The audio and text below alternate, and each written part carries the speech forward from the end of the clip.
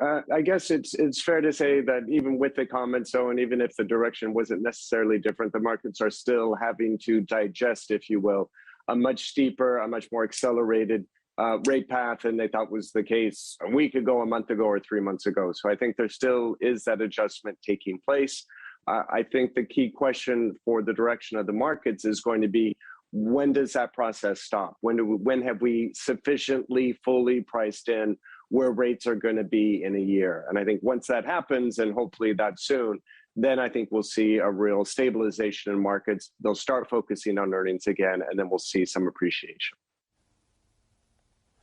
Christine Lagarde was very different in the way she characterized the impact of inflation for the Eurozone, which suggests still that the ECB is heading off in a slightly different direction to the Federal Reserve at this point. And yet that doesn't seem to be stopping the selling, infecting Eurozone markets. Why not? Sure.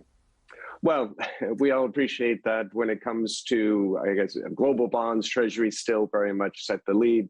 And even if you have a quite different fixed income dynamic in the Eurozone versus the US, it's still going to matter in terms of the nominal rates, what's happening with Treasuries. In terms of the difference in the dynamic, though, and I think this is important then for the equity markets, is the sell-off that you've had in Treasury yields has primarily been driven by an increase in real yields, where inflation expectations have actually been relatively stable. It's more or less the opposite in the Eurozone. Real yields more or less stable, again, because of what we clearly see as a comparatively more dovish ECB, but it's inflation expectations that are going up. So at a nominal rate, it ends up being the same thing, but the underlying dynamics are quite different. Daniel, we are seeing a hit to the commodities stocks this morning.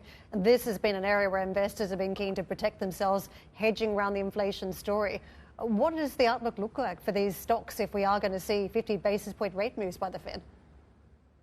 Well, kind of along with the price appreciation we hope to see in commodities, you get volatility. So the fact that we have some weakness today, I think it's all part and parcel.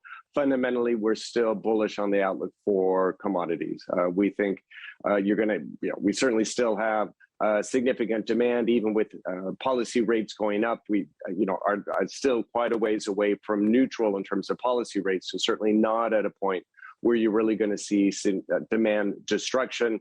We know there's ongoing supply constraints, so we still have an optimistic outlook for commodities in the medium term.